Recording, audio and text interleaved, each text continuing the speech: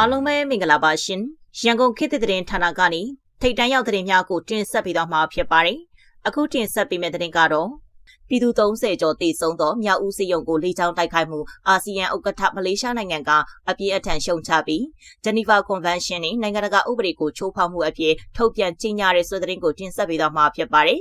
ပြည်သူ30ကျော်တေဆုံးသောမြောက်ဦးစီယုံကိုစစ်တပ်လေးချောင်းတိုက်ခိုက်မှုအာဆီယံဥက္ကဋ္ဌမလေးရှားနိုင်ငံကအပြင်းအထန်ရှုံချလိုက်ပြီးဂျနီဗာကွန်ဗင်းရှင်းနဲ့နိုင်ငံတကာဥပဒေများကိုချိုးဖောက်မှုအဖြစ်ယနေ့ထုတ်ပြန်ကြေညာပါတယ်အာဆီယံအနေဖြင့်2025ခုနှစ်ဒီဇင်ဘာလ10ရက်နေ့တွင်ရခိုင်ပြည်နယ်အနောက်ပိုင်းမြောက်ဦးမြို့ရှိစေယုံအားလေးချောင်းမှတိုက်ခိုက်မှုကြောင့်အရက်သား32ဦးသေဆုံးပြီး86ဦးထိခိုက်ဒဏ်ရာရရှိခဲ့သည့်ဖြစ်စဉ်အပေါ်နှက်ဆိုင်စွာစိုးရိမ်ပူပန်ပြီးအပြည့်အထန်ရှုံချပါကြောင်းအရက်သားများနှင့်စီးဘက်ဆိုင်ရာအဆောက်အုံများကိုပြစ်မှတ်ထားတိုက်ခိုက်မှုများသည့်1949ခုနှစ်ဂျနီဗာကွန်ဗင်းရှင်းများအပါအဝင်နိုင်ငံတကာလူသားချင်းစာနာထောက်ထားမှုဆိုင်ရာဥပဒေများကိုချိုးဖောက်ခြင်းဖြစ်ပြီးအာဆီယံပြည်ညံစာတမ်းတွင်ဖော်ပြထားသည့်အခြေခံမှုများနှင့်မညီညွတ်၍လက်မခံနိုင်စရာဖြစ်ကြောင်းအာဆီယံဥက္ကဋ္ဌမလေးရှားနိုင်ငံကပြောဆိုပါတယ်။လေကြောင်းတိုက်ခိုက်မှုအတွင်းသေဆုံးသူများ၏မိသားစုများနှင့်ထိခိုက်ခံစားရသူများဒဏ်ရာရရှိသူများအားအနက်ဆိုင်ဆုံးသောဝမ်းနည်းချွေကွဲမှုနှင့်နှစ်သိမ့်စကားများအားပြောကြားအပ်ကြောင်းမြန်မာနိုင်ငံရှိသက်ဆိုင်သူအားလုံးအနေဖြင့်ခွဲခြားမှုမရှိဘဲအကြမ်းဖက်မှုများအလင်းအမြန်ရပ်တန့်ရန်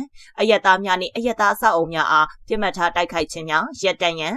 ထိန်းသိမ်းလှုပ်ဆောင်ရန်အရက်သားအလုံးနှင့်အရက်ဖက်အဆောက်အုံများ၏ကာကွယ်ဆောင်ရှောက်မှုနှင့်ဘေးကင်းလုံခြုံမှုကိုတည်ကြစေရန်အာဆီယံဥက္ကဋ္ဌမလေးရှားနိုင်ငံကပြောဆိုပါတယ်2025ခုနှစ်မေလ26ရက်နေ့တွင်ထုတ်ပြန်ခဲ့သောအာဆီယံခေါင်းဆောင်များ၏ကြေညာချက်တွင်ပါရှိသည့်မြန်မာနိုင်ငံတဝန်အပြည့်ခတ်ရက်စဲရေးကိုအပြည့်အဝအကောင့်ထဲပေါ်ရန်ထပ်မံတောင်းဆိုကြောင်းမြန်မာနိုင်ငံရဲ့အကြက်တဲကိုဖြည့်ရှင်းရန်အတွက်အာဆီယံဘုံသဘောတူညီချက်လုပ်ငန်းစဉ်9ရက်သဘောတူညီချက်5 point consensus အကောင့်ထဲပေါ်ရန်အာဆီယံဥက္ကဋ္ဌမလေးရှားနိုင်ငံကထပ်မံတောင်းဆိုထားပါတယ်။ကျွန်မတင်ဆက်မှုကိုဒီမှာပဲရနာခွင့်ပြုပါရှင်။အားလုံးပဲရှင်လန်းချမ်းမြေ့ကြပါစေရှင်။